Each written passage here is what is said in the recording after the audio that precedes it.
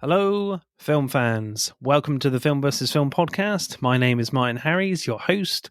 I'm a filmmaker on occasion, but mainly can't stop yapping about movies.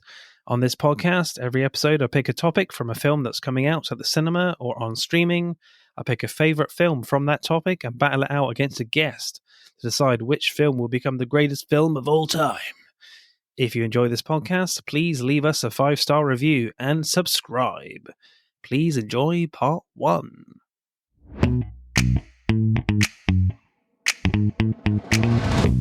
Hello, podsters or podderoonies, if you prefer. We are back again for another episode of the Film vs. Film podcast. Welcome back. I know it's been a long time. Once a month now, people. Go with the program. Right. This episode, as Ballerina, is out, or rather, the full title, which is... Wait for it. Oh, hang on. From the world of John Wick, Ballerina. Just in case you didn't know, it was a John Wick spin-off. And yep, that's right. We are doing spin-off films. And of course, I can't talk alone. Oh no. I have brought back one of my regular guests, Leigh from Lights, Camera, Rant. Can't get rid of him. Sorry about that. Hi, how are you? Good. I'm glad you can't get rid of me. And you were right. I didn't realize the full title of Ballerina until I saw the ticket. I was like, oh, it's not just Ballerina. Just to make sure you really know it's from John Wick. Yeah. It's interesting as they put from the world of John Wick in like really small text in the title. So Ballerina just stands out, you know. Yeah. But just in case if you haven't seen Keanu Reeves in the trailer, knowing the fact that this is part of the John Wick universe. Yeah. Leigh, everyone probably will know by now, but tell us again. Tell us about your podcast and where can we find you, sir? As always, my podcast is called Lights, Camera, Rant. I am Mr. Rant. You can find me wherever you get local podcasts, YouTube, Spotify, Apple Podcasts, everywhere. If you just type in Lights, Camera, Rant or Mr. Rant, and you'll see this wonderful mug. But you do have to subscribe via Film vs. Film podcast first before you can find me. Absolutely. That is a requirement. Yeah. Any like new episodes you want to talk about coming up? Well, you know, it's interesting you say that because I was actually writing out the outline today for my 4th anniversary of the podcast. Oh, nice. Cool. Of trying to figure out what to do for that. So far, I got my notes saying big party, and that's about as far as I got. Because I was looking at the dates and I was like, yeah, I've got to start planning for the 4th year anniversary, which is insane to think about. That's probably one of the big episodes that we're going to have coming back. And as we're recording this, we've got the Karate Kid Legends episode that's just about to drop, which that film was a pleasantly good surprise for what that was going to be, which I was a little bit nervous going in, but it's been good. And at the same time, there's also an episode we dropped called Bring Her Back. And, so you're not a horror guy, are you? I'm not a horror guy, no. There's a scene in that that's just like, make your skin crawl. How have you been, man? How have you been? I've been very well, thank you. Yeah. Carrying on. Yep, I definitely want to see that movie. But... You'll enjoy it, but yeah, there's just like one scene that will, make your skin crawl. Excellent. Ballerina, then, what do we make of this? It's directed by Len Wiseman, starring Ana de Armas. So she plays a ballerina assassin so it's kind of a spin-off from the group of ballerina assassins from John Wick Chapter 3, Palabellum, however you want to say that. I still get it wrong too. Yeah. So I think the trailer looks really interesting. We know Ana de Armas can really kick ass because of her role in No Time to Die. That was kind of her first sort of action role, I think. A very small part in Daniel Craig's last outing as James Bond. And frankly, she was certainly one of the best parts in that film. So I'm excited to see her kick ass, but how like expansive the action will be compared to the John Wick films. I'm not sure what that will be like. It's kind of cool that they've got Keanu Reeves in it. My worry is that like Len Wiseman doesn't have like the best track record with movies, I don't think. And this film has been in the pipeline for a long time. I think it was supposed to come out last year as well. So It was delayed. I don't know, like if there's been a lot of reshoots going on, or just been retooled, heavily edited. I'm not really sure, but hopefully it will be good. Fingers crossed. Fingers what do you crossed. think? Oh, look, it's unfortunately we're in the era post-COVID when we hear the word delays. Yeah, we do get nervous. And this movie has been delayed. I think at least 9 months or 10 months. I think it was meant to come out like October last year. Yeah, and this is the second time that they've tried to make a spin-off into the John Wick universe with the Continental, which really wasn't received too well. No, I keep forgetting about that TV show that exists. So do I, because it was only 3 episodes, so short season entirely. Yeah. It's only 3 episodes long, but that's pretty much like forgotten. And I'm excited for this, but we've kind of seen the female-led action movie done in the past, most recently with, I think it's Atomic Blonde, and with Charlize Theron and Red Sparrow with Jennifer Lawrence. Yeah. And I think, look, if the elements are all there, the trailers look really good, but I don't know if you noticed it. I feel like they're leaning more with Keanu Reeves being in the promos than they did with the first trailer. Yeah, I haven't seen the latest trailer, but the first one, he pops up at the end, comes off a train, doesn't he? Yeah. Or something. Yeah. I don't know if that's just saying that, like, hey guys, John Wick's in the movie as well. Yeah. Come watch it. Yeah. So I don't know if it's just a lack of confidence thing going in, or just trying to sell the movie as much as they can. Probably that. But what I would want is just, I don't think I want like too much Keanu Reeves in it. Like if he's in there for a scene, that would be great. And I think I want to come to this film for Ana de Armas, Yes. And I want to see her like carry this film on her shoulders entirely. I don't want it to be like, I mean, it could be good. I don't know whether like Keanu Reeves is almost like a co-star, but then it's just like, well, it's basically just a John Wick movie. So in some ways it's kind of frustrating that Keanu Reeves is going to be in it. He's in it just as a marketing ploy to get people to watch this. The world of John Wick is kind of strong enough, I would say, with the lore and the culture of this universe, that you don't necessarily need Keanu Reeves in your story for Ballerina. So hopefully they really showcase Ana de Armas and what she can do in this film, action wise and everything wise for her. I hope so too. Don't get me wrong, I knew he was going to be in this because of the time period of when this is coming out, but I probably would have liked it that if his cameo, besides what we see in the movies, was a surprise. Like the whole train scene, I probably would have liked if that was like, oh my God. Yeah. Instead of going, oh, there he is. Oh, yeah, it's definitely a John Wick spin-off. Okay. Yep, cool. Pretty much it.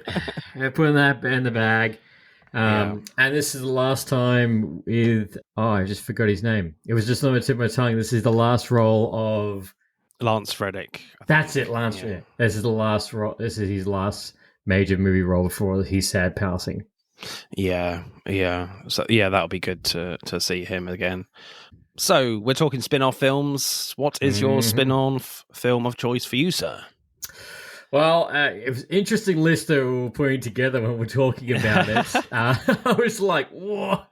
My pick is a spin-off that at one point we never thought it was going to be at the light of day. This was going to be very much buried, and it was very bad. Is Deadpool, the 2016 Deadpool with Ryan Reynolds.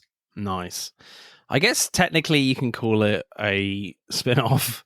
It kind of slightly fits in that category because really it's just, it's more of a comic book adaptation of the character. But obviously his first appearance was his terrible first appearance in X-Men Origins Wolverine, where they just had no confidence in the character at all and was just like, okay, we're going to just mold this to how we want and what we think people will want to see.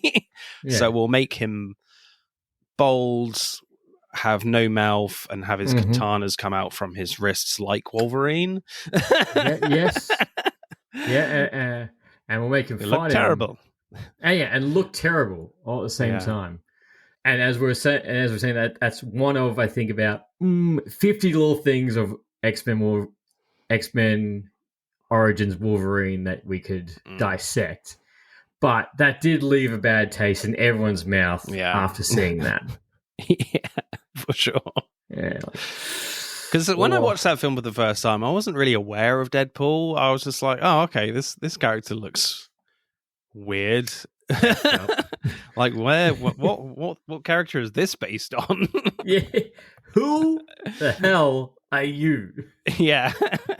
So, initial reactions for you, Leigh, on Deadpool? I think this was just. I remember going to the theaters and seeing this and being absolutely blown away because you knew that you knew Ryan Reynolds wanted to prove everybody wrong after X-Men Origins. You knew this was a character he did love, and again, we also knew that Fox at the time was not going to give this an X-Men budget. They were not going to we're not going to give this the X-Men budget at all. And an R-rated film? Are you kidding me? No. Yeah, an R-rated comic book film, which it's strange to look back and go on how at the time that was like, oh no, we can't do R-rated films. And now was it nearly 12 months to Deadpool and Wolverine, which made an utter shit ton at the box office, being an R-rated Marvel film. Yeah. It's interesting because obviously watching this again, like some of the first jokes, when he's on the bridge and he's like, oh, hello there.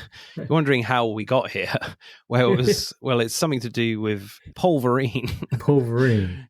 So obviously Hugh Jackman, I imagine, helped kick this project off the ground because I guess Logan was in production at some stage at the same time as this, obviously a bit later, because Logan came out in 2017, Deadpool was 2016, so obviously they had an awful lot of confidence in Logan and not with Deadpool, so I guess there must have been discussions between Ryan Reynolds and the producers and Hugh Jackman, etc., Simon Kinberg, a long-time X-Men producer, of just like, guys, Deadpool is a really great character.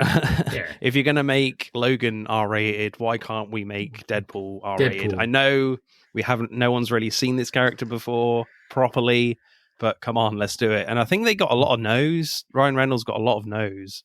So I think it's not confirmed. He hasn't confirmed it himself. I don't know, but like the test footage was leaked. In inverted commas. Yeah. I'm pretty sure he tweeted saying that he's like, I don't know who it was, but I'll thank him. But obviously it went down like gangbusters, which obviously set the ball rolling to make this film. So initial reactions for me, I really loved this film. And it's interesting that James Gunn has been doing a lot of press, and I remember one of his interviews about what his favorite comic book films are, and he mentioned Deadpool as one of his favorites because he is a filmmaker that literally takes the comic books and literally just takes the comic book iconography and just puts it straight onto screen, slaps it up, and it just seems seamless for him. It's kind of an easy, well, not easy, but he just has a great eye to comic book adaptations, and he was saying that Deadpool is like one of the most accurate book to screen comic book adaptations there has ever been. And I was just quite amazed about how dark and crass and rude this film was. I'm like, oh my god, this is a straight 18 R-rated movie, and I was totally here for it.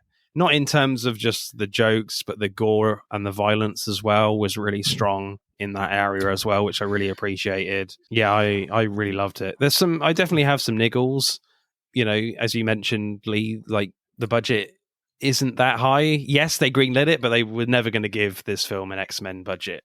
No. And you can see a little bit of the dated CGI now. Not that CGI is amazing now in a lot of comic book films, but but it's not terrible. But there's certainly some bits where you're like, it could be better now. Yeah. Well, to put it in perspective, for a Deadpool movie, this only had a budget of $58 million. Oh wow, that's like nothing. That's right. That's all they had to work with, and the return they got on that was $782 million. Wow, that's really good. I mean, to put that in context, that's like for making a movie now, because let's be honest, like this film is nearly a decade old, if you can believe that. God, you're right. Yeah, it'll be 10 years next year. Oh my God. Yeah. So like a $60 million budget is basically a streaming movie, a straight to streaming film. So like on Netflix or whatever. So yeah, that's quite incredible that the fans really came to party with this film. Yeah, it's really great. And imagine you getting told, hey, you can make a movie of your character that you love. Oh, that's awesome. But you only get $58 million, and you can't use any of the good X-Men. You must use the X-Men. But I honestly think that's like part of why this film works so well, is the fact that they only have 2 X-Men. And I feel like if they have more X-Men, it just wouldn't be Deadpool, if you know what I mean. The fact that you have Colossus and some random X-Men that I've fucking never heard of. I'm gonna say it. Negasonic Teenage Warhead. Yeah, that girl, sorry. Yeah. Yeah, so I feel like that's just a great choice there. Just you have like a fairly recognizable X-Men done properly as well. We're not the kind of small dude in X-Men 2, even though I love X-Men 2, but they don't get Colossus right. But they do here. And yet you have a very obscure X-Men, X-Woman in there as well, just to create that great Deadpool kind of tone to work off with the jokes. The fact that she's just a really like brooding teenager. What's it going to be? A dull silence or a mean comment? Oh, there it is. Yeah. Right. Let's get into it, people, as we've been chatting for 20 minutes already. It's all right. Right. Directing then. I loved all the fourth wall breaks in terms of how Deadpool interacts with like the camera and not necessarily just looking in the camera lens. Like right at the beginning, Deadpool flicks a piece of like chewing gum on the camera lens and peels it off. And later when he climbs himself into the passenger seat of this taxi, like the camera sort of gets caught on Deadpool's crotch, which I thought was really funny. So it seems like an introduction to a very different fourth wall break style in this film that it's going for. But then we have to wait like a long time to see Deadpool interact with the camera again after that, and it's where he's about to like torture Agent Smith, the guy that introduces him to the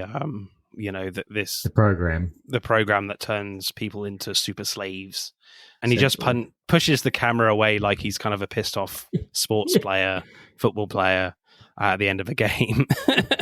You better look away for this bit. Yeah. So when it comes, it's very satisfying and just feels like you're part of the movie in a weird way. Yeah, it's really cool. Yeah. What do you make of all the fourth wall stuff in this? Well, that's the funny thing is, like, on top of it just being the fourth wall break, but just adding that extra fourth dimension on, like you said, the gum, moving it away really helps the fact that, Deadpool fully knows that you're there. Yeah. And I can't think of another film off my top of my head where they've had that much interaction with, like, the camera moving or things getting sprayed on it. Like, yes, you do sometimes see horror films where you see the blood go onto the camera. Yeah, that always irritates me. That's one real thing about films that I fucking hate. is when water or blood just hits the camera lens and you're like, oh, I'm in a movie now. I'm watching a film. And it's just like, this world is not real for a second. It's like, that's it. That's it. They ruined it. Half star on Letterboxd. I won't go that far, but yeah. I would definitely knock half a star off. Straight off. But no, and that's, I do love it. And that's with Deadpool, is that both 2 and 3, they do that so well. And in this one, especially, it really sets the fact that he is so different to every single other X-Men, which, the other, 50 X-Men we see before we finally get him. Yeah, because I think the only other, Marvel comic book character that does that is She-Hulk. She talks to the camera to varying degrees of quality with that show, but yeah. Yes. I would love to see them both on screen. Yeah, that would be just cool. For 10 seconds. Just see what that scene would be like. Could be. Avengers Doomsday. Yeah, Secret Wars. I think one of the other kind of cool action scenes that I quite liked, and arguably one of the most brutal ones, was the first fight, Deadpool has with Francis, Ajax, Ed Skine's character in the burning warehouse. That was really great, and certainly one of the first scenes in terms of the violence, where it kind of, I feel like it ramps up the violence of just this is, they're both, Wade Wilson is practically naked, and he's got all, this is the first scene where he's got the gnarly skin on him. Yeah, with all that makeup. Yeah, it's really well done, that fight in particular. Yeah. Beats him with a fire extinguisher. And you do think he's going to win for a split second, and then shish kebab. Yeah. It's quite, it definitely goes into almost horror film vibes, really. Because the whole thing kind of burns down. Ajax literally stabs him through the back and bends the pipe, so he literally can't escape, and the whole place burns down, and he's literally just rising up through the ashes. No metaphors there, of course. No. Yeah, so it was pretty gnarly. Yeah. And that's the thing, is I was going into Deadpool, I knew of his character from the comics, and so for the video games, I knew the fact that he was a smartass, and yes, he looked like a burnt ball sack. But I was curious to know how they were going to make his, is he going to burn in a fire? How they're going to make his skin like this? And you're right, actually, it's probably a good horror vibe leading all up to it, especially when they're trying to find his ability in the different way, very almost taken. We're going to mess you up before you're going to find out what your ability is. Yeah, he even says it in the voiceover. Oh, you thought this was a love story? No, it's a horror movie. Before that scene. I don't think it fully goes into that kind of genre, I don't think, but it gets very close. Yeah. Still sets that tone nicely of separating it from the rest of the X-Men It's films. Interesting with the makeup design, though, because Ryan Reynolds is really specific with it, which is really great, because I remember this little featurette on Deadpool and Wolverine where they did the makeup and he looked at it really closely and he just pulled it all off. He was that's right, he did. It's too. not right. It's not right. Do it again. Yeah. Those poor makeup artists. But that's why he does it right at the end too, doesn't he? Yeah, but I'm kudos to him. If it's not right, do it again. He's so, I think that just shows how passionate he is for this character.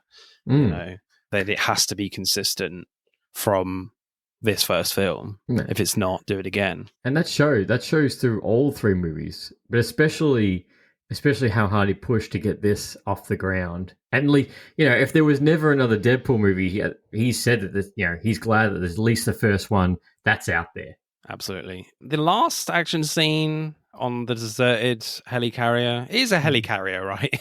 Yeah, it's a helicarrier. Yeah, helicarrier. I remember seeing in the film going yeah. Which definitely tells me that this film is part of the MCU already. I'm yes, which is really cool. So obviously when the Disney takeover happens, which predates this film actually. So Yeah. Obviously, it wasn't under the Disney MCU banner, but it's just really interesting that they put like a helicarrier in this. So I was just like, okay, I know like Deadpool and Wolverine was a film where Deadpool is officially in the MCU, but he kind of still already was in a way. You're literally putting a helicarrier in this movie, so yeah. I know. I guess it was just a little. I think they could get away with it because isn't it? So they didn't have to call it a helicarrier, but everyone was like, "Yeah, we know what that is. Yeah, we know what that is." Yeah. But yeah, that last action scene on it was awesome. I think they focus a lot on like the cool action a little bit more than the comedy stuff. I think it's definitely the scene where things get a little more serious for Wade without losing this kind of R-rated comedy tone. There are some like there's also a lot of like strong stakes here as well. But I quite like the fact that Colossus and Angel Dust, Gina Carano's character, get a good fair share of the action with their fight. That was good to see. But when like Deadpool and Ajax fight with like katanas and axes, you can definitely feel like they've put a lot of effort into making this fight as good as it can be. Like as I said before, like the CGI isn't great when like the character's kind of flying through the air, but that's just only really a minor gripe. Plus, I love the random bit of animation of like cartoony unicorns as Deadpool sees Vanessa when he's got the thing in his head. The knife in his head. He's like,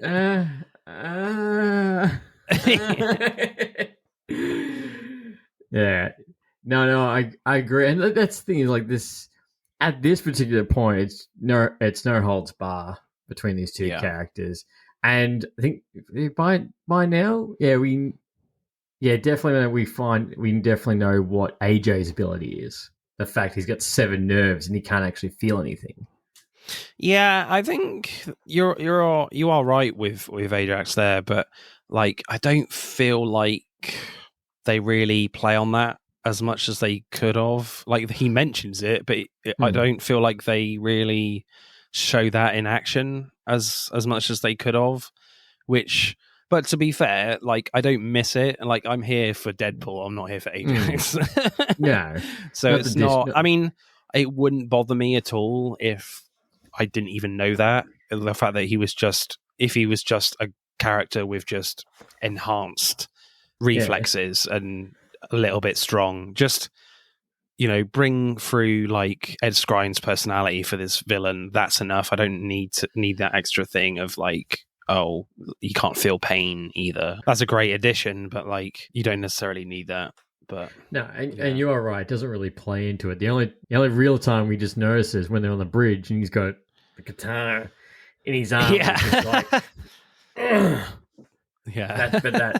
That's probably the extent. The rest, he's just a good martial arts. Yeah.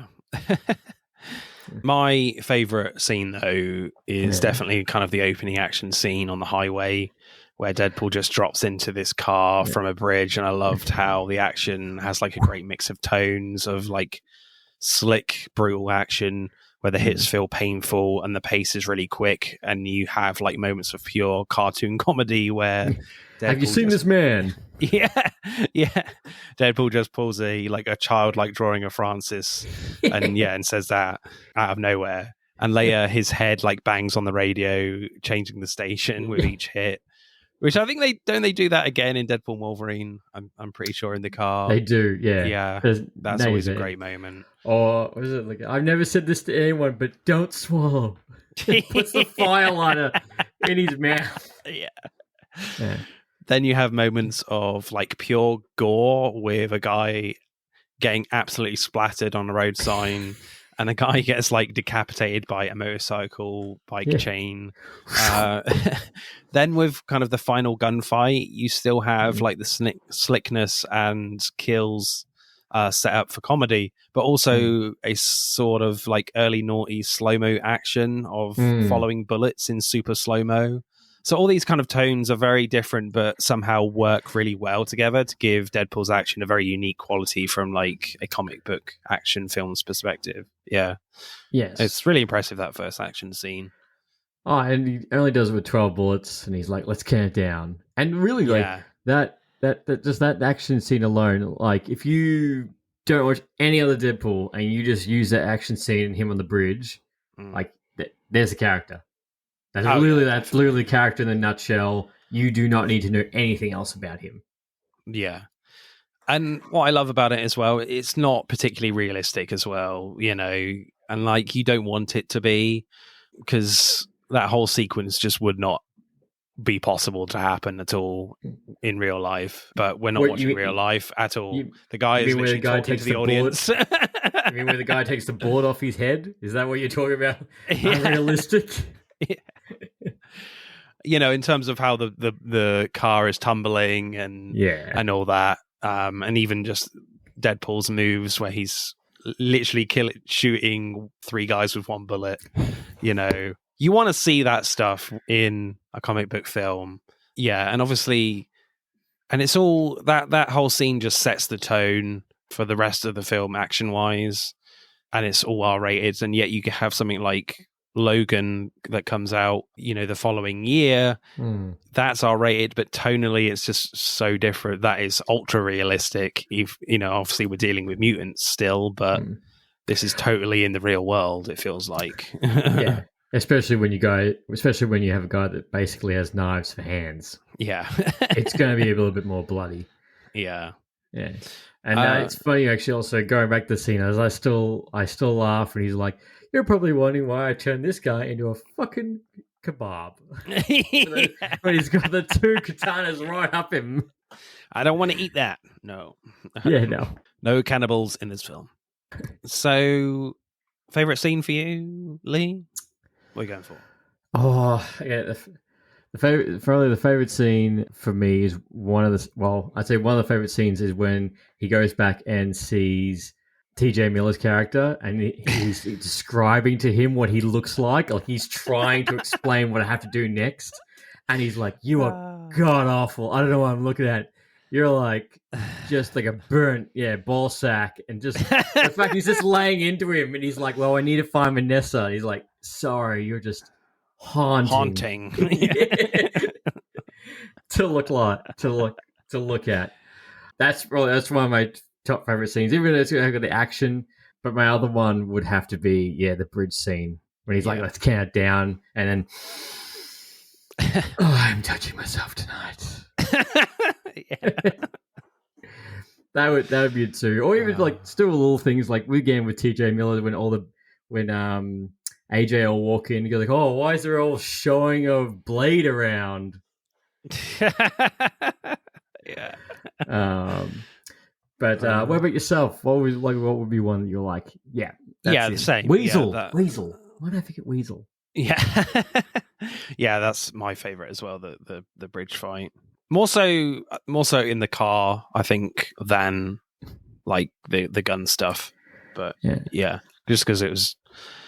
Yeah, it's just so creative, and it's very much linked to like the opening credits, where they change all the names to to funny little things there. Yeah. So directing score for me for a film that like does a character justice in a film like this, it's really impressive. Yes, there are little kind of gripes here and there with just budgetary constraints, which is, I guess, slightly unfortunate, but again, it's like not like a major thing.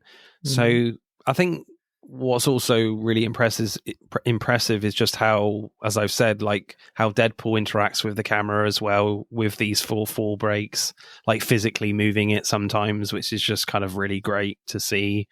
So I think I'm going to go like a pretty strong score of 8.6. Ooh. For me. How about you, sir? I would have to give it, given the fact that with the how everything with the breaking the fourth wall, I don't think it was totally amazing. Like oh, that was just absolutely brilliant. I'll give it about 7.5. Okay. Right, screenplay then. So the story is really efficiently done for me. Like the opening scene brings you up to speed with who Deadpool is in full costume. Then we go back to the beginning of how Wade Wilson meets Vanessa, but we actually go back another 2 times to the opening highway scene to meet Francis, the villain of the film, and meet Colossus and Megasonic Teenage Warhead. Such a mouthful. Which is an unusual thing to do in this kind of story structure. The only other film that I can think of that kind of sort of does this. I mean, they do it in TV shows all the fucking time now. It's basically what you expect. But the only other like high profile comic book film where they do it is Batman Begins. But what's interesting about that is that you don't see like Batman right at the start. You just kind of see Bruce Wayne in Nepal first, and then you kind of go back to him in Gotham and his journey to Nepal, where he then becomes Batman. Whereas this, he's Deadpool right from the start, which I think I really like, just because it's such a different character. I think you need that really. But with these other characters, it's a great way to just get you up to speed with those characters, the villains and the selective X-Men. Selective X-Men. So, before we meet them in the kind of the present story, you're completely up to speed with them.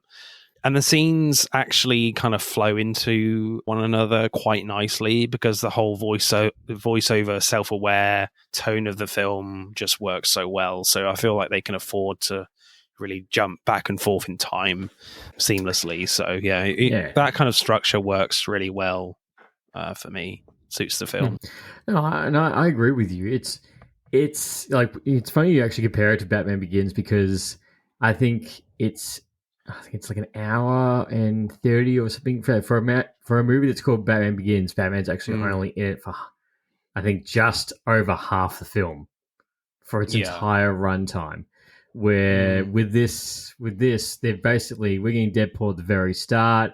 Here's all the giant action. Here's a solid action scene, one of the best action scenes in the entire movie. And then let's pull back and give you all who we are, how we get here before we kick off into the main story. And I think it's really helpful that with Ryan Reynolds doing the narration of the whole thing, that helps you fill in that gap. But not one point, rewatching this, I think to myself, I'm like, you could really just give this to anybody that wants to watch an R-rated movie, and it's not too overstuffed, or it's not like just drags on. Like everything seems to just be cut very nice together, that you could follow this movie and you were, okay, yep, I know who Weasel is, I know who Vanessa is, I know who AJ is. So it just kind of, it's Ajax. God, AJ, where was he getting AJ? Ajax. Yeah. Gets into that and how it all flows in very nicely. It's definitely not a film that I'd say you'd go looking at your watch or go, oh, hang on, when did this character pop in again? Or who are you? Because you're only 2 seconds from an hour and a half ago. Yeah. Yeah, it works really well. And even in terms of the efficiency of the storytelling, there's the great like montage scene of the origin of the suit where he's just like dressed in all white. Yeah. And gets shot up to pieces, and his the suit just gets all bloody and red, and Blind Al just says, just wear red. I'm like, that's a good idea. Which is kind of funny. But also through that montage, he's trying to look for Francis, and you kind of get this sort of gangstery mobster type tone to the film as well, introduced through that little scene, and you get a lot of the funniest stuff in that as well. Oh my god, you're a woman! Oh my god, I'm so sorry. I didn't know, but I'm still gonna have to kill you. So all that is just, you're doing 2 things at the same time. Like, you're developing the suit, and he's trying to find Francis at the same time. You don't often like see that in comic book films when they are kind of developing the suit. It's just like a few little, sometimes it's just like a few shots here and there that ta-da! I've got the new suit now. I know. He's like, There's no this actual is just my Mark II. narrative drive to it, whereas this does, which is really nice to see. And it makes sense. You're like, oh, why is he wearing a red suit? And like, oh, that's right. Makes sense. The fact why he's not wearing white. Where's the different color? And that's a testament because by the time we get this film, we have seen the superhero formula time and time again.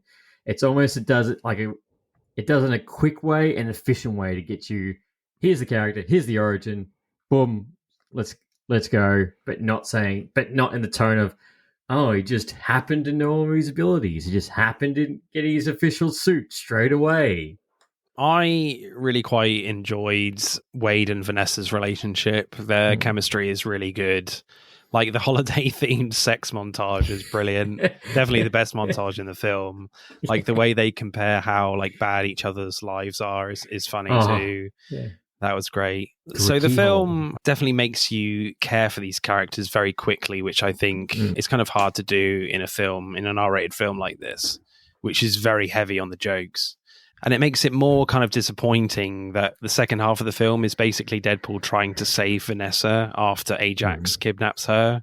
And I would have liked her to be more active in the story in the last scene. Like, I'm not really sure how they would do that, but because she's not really an action type character, but it's just disappointing that Vanessa is basically reduced to kind of the damsel in distress, unfortunately, that Deadpool has to save, which you would think we're in a bit more of a progressive world right now, and certainly in Hollywood, and you're like, okay, we've seen this time and time again. Unfortunately, they just use it just as the structure of the last battle, which is kind of disappointing. But I don't see, because obviously they kind of structure this film as well as a love story, as Deadpool says himself. This is so a love story. It's kind of difficult to kind of get around that anyway, but like there has to be something extra here, like so that was kind of annoying. But how do you feel about it?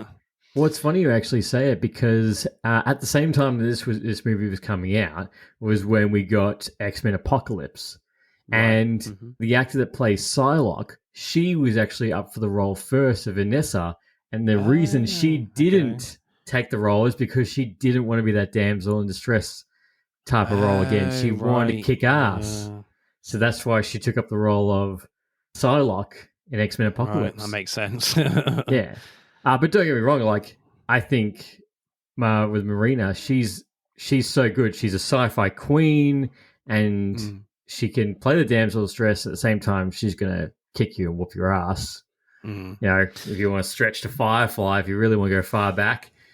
Yeah. But yeah, you're right. It does turn into a little bit like a hero saves the day. Well, technically, as he says, he's no hero. Yeah, exactly. So it does feel a bit frustrating, and it does. I feel like they definitely could have had some sort of scene where Vanessa has more power over her own fate. Obviously, have Deadpool be really important to that as well, but like give her more power in what she can do. You know, with this last scene, don't just stick her in a tube thing. Yeah, it's true. You know, which does save her life, but like you're just reducing her to something to save. Yeah. So it's just annoying, but there we are. Even if she like threw a punch or something, would have been good. But yeah, you're right. If she just did that a little bit more. Yeah, right. This is probably the one episode where I come to, interesting and funny lines on the podcast. And this is probably the one episode where I have the most lines written down. Nearly the whole movie. Nearly the whole movie is quotable. You're right. Right. Let's get to it. Strap your seatbelts on. Right. Go. Some douchebags film starring God's perfect idiot, a hot chick, a British villain, the comic relief, a moody teenager, a CGI character, a gratuitous cameo produced by asshats, written by the real heroes here, directed by an overpaid tool. Yes. That's all the kind of the changed credits, which I definitely wanted to mention. Oh, hello. I know, right? Whose balls did I have to fondle to get my own movie? I can't tell you, but it does rhyme with Polverine. Yes. And let me tell you, he's got a nice pair of smooth criminals down under. That's good. Even look in her general direction again, and you will learn in the worst of ways that I have some hard spots too. That came out wrong. Or did it?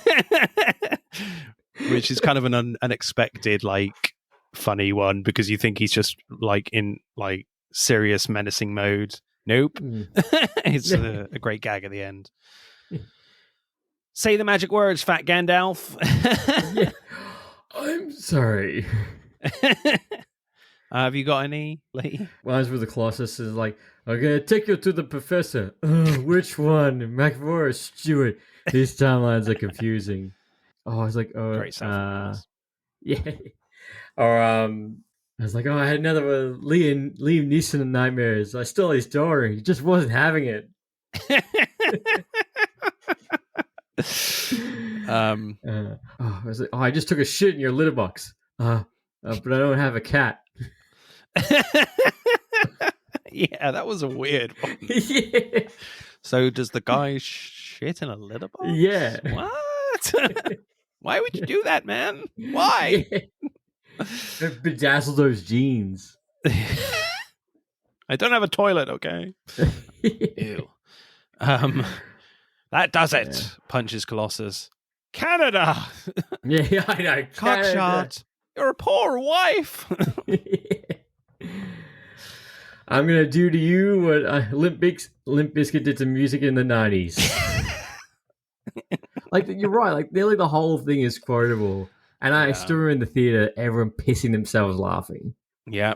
Your favorite scene that you referred to, you look like an avocado had sex with an old, more disgusting avocado. Not gently, like it was hate fucking. Hate fucking. There was something wrong with the relationship, and that was the only catharsis that they could find without violence.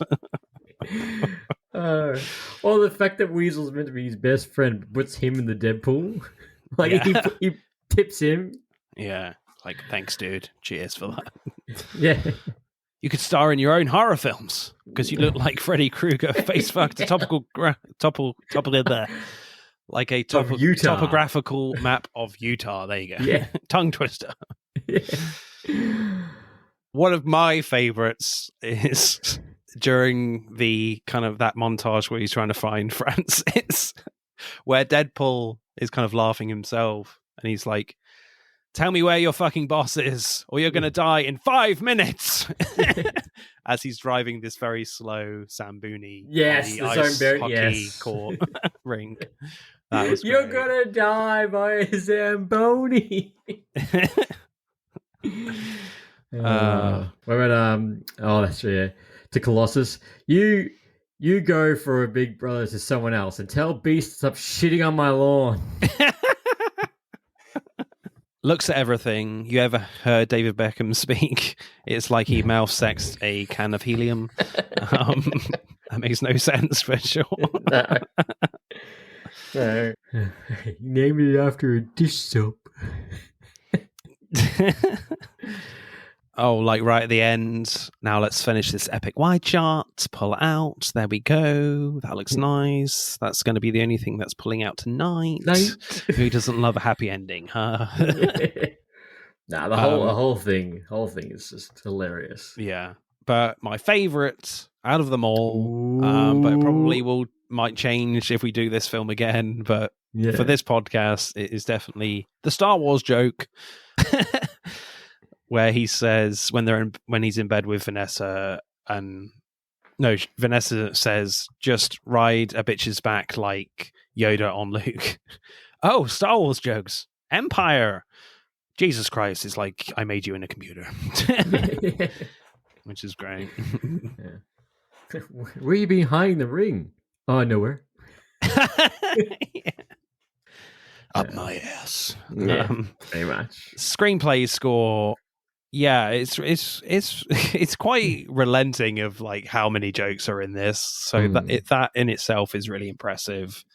Yeah, and I just really like, the whole fourth wall breaking nature of the whole film, which is great, and the way it's structured. They kind of, all the time jumps are seamlessly done. But it's, again, the last scene is disappointing from a writing perspective, the way it's structured with Vanessa. So I'll go like a 7.7 for me. Oh, I thought it was gonna be higher, to be honest. Look, it's very peak Ryan Reynolds and the writing team. To me, I think I did a fantastic job bringing this all together. I'll give it an 8.2. Okay, cool. Yeah, yeah, because the fact that like we've just quoted all that, yeah, and pretty well, depending on your age, nearly 95% of all those jokes land perfectly. You're gonna chuckle. Yeah, absolutely. I mean, nearly 50% of them are laugh out loud as well, I would say. Yeah. Laugh out loud. Actually, there's one we did miss when he's Colossus is actually carrying him, and he's like, "Have you seen 127 hours?" Because spoiler alert. Yeah, that was great. The money shot. Acting. Obviously, this is the Ryan Reynolds show, but one scene that I found was really impressive and that kind of took me off guard a little bit is that little scene where Wade and the pizza guy, Jeremy, that little scene. He's really terrifying in that. It's definitely the scene where he gets across that this guy is like not a superhero at all, that he literally turns, like when he like slaps away the pizza and like rams him against the wall with his gun. It's just like, whoa, I did not see that coming. Like, in another movie, like this is the villain of the film. Straight away. Yeah, so that was really great from Ryan Reynolds, where he's just like, yeah, I'm like a bad guy right now. I'm really just testing my acting skills of just like, okay, he's not in like rage mode or anything, but just like super intimidating, like it was really a kiss aggressive that did it for to you, this wasn't guy, it? And not a scene you would see in other superhero films at all, really. Certainly from a hero, well, technically the lead of your film. No, and to be honest with you, I can't really think of a film where Ryan Reynolds does play a true baddie, like a proper baddie. Yeah. Where he would do that. You don't see that sort of scene from him at all, really, do you? No. So it's really refreshing to see. Yeah, we usually see he's either Deadpool, or he's playing the funny guy, or he plays a love interest. 8 times out of 10. Yeah, because he very much often gets accused of playing the same character in every film he's in, whereas I honestly don't think that's the case for me personally. Like this scene in particular just shows that off. Like he can really bring it with this kind of really aggressive way of acting and really and also still keeping this kind of comedic tone as well. So there's different levels he can go to with that, and that scene showcases it. Yeah, it's really great. It does, and this is like reminding you the fact, hey, this is not a normal movie, because from that scene, that's when he goes to that pub where we're just hired to F up other bad people. Yeah. And I'm looking through. Yeah, there's nothing really in his filmography I could tell you that where he plays someone who's a proper baddie. Yeah, I want to see that, definitely, where Ryan Reynolds is the villain of the film. Like, he can definitely do that, I think. Oh, actually, I think the Amityville Horror, I think that one I haven't seen it, but I think that's the one where he plays more of a mental person. But again, 9 times out of 10, you couldn't tell you a film where he plays a true baddie that everyone remembers. And also, I really like the acting from Ryan Reynolds when he first gets mutated in this tank thing, and where we're used to him like cracking jokes in almost every line of this film, but after the mutation, and you can see like the horrible skin that he's got now. Reynolds goes into kind of full rage mode here, like shouting at Ajax, and you can see in his eyes that he's on the verge of tears as he's like writhing in pain. Like the suffocation stuff is really convincing. Plus, I love the little stare down he has with Francis when he asks Wade, like, what's my name, and doesn't answer. At first it's like Francis has broken Wade and he's all out of jokes, so all he can do is just give him a hard stare. But no, obviously he's hiding the fact that he has a match in his mouth, but obviously you don't know that in that moment. So Ryan Reynolds is great with like the serious stuff too, as well as all the wisecracking jokes and quips. Yeah, he's really good in that scene in particular. And especially when he realizes that his friend in the hospital dies too. Like you can see it in his face that just like, I've made a terrible decision doing this, and this is how my life's gonna end. Gets over it pretty quick. I think, with that guy. Well, your life ain't gonna end, and you're technically not gonna die ever. Yeah. What do you make of like Ed Skrein in this as Ajax, the main villain for you? Look, I think yes, he does play very well. He does play a typical British villain. Yeah. Which is part of the joke of the film, I think. Yeah. That's it. I think he did a great job, and he plays with Deadpool, Ryan Reynolds so well, being that hard villain. And look, I'd say he was, besides Deadpool and Wolverine of really who the villain was, out of all three Deadpool films, I think he's still the best villain. Yeah, definitely. Out of all three. Like, I can barely remember the villain for Deadpool 2. And yes, Deadpool 3 did have Xavier's sister, and that's all in the MCU and everything. But if we just go on the villains, I think for what everything Francis did to him, that stole Vanessa. Yeah. And made him who he is. I think he did a great job, and he's like, that's when a situation I find where the hero is just as strong as the villain. I could agree to that to a certain extent. I think Ed Skrein is great. He definitely brings a more of a grounded quality to the film, which I think is important because you don't want the villain to like overshadow the Deadpool character. No. And it is more of an internal performance from Ed Skrein, yet there is an element of, mustache twirling villain about him, but it's not too much, to not overshadow Deadpool. So he's still very memorable, but I just think the balance of his performance is really well judged, just for the balance of performances in this film. Yeah, it's really good from him. I agree. Cool. Silly question. Favorite performance for you? Yes. Oh, look, if we take out Ryan Reynolds, I probably a small one. I'll say Colossus. Okay. I feel like everything. Every time he's on the screen, and when he's talking to people, he's like, "I don't want to fight anybody," or "I don't want to fight you." Like we could just talk about giant. It. Gentle giant. Or like Wade. There's 2 moments in your life that you have to choose from.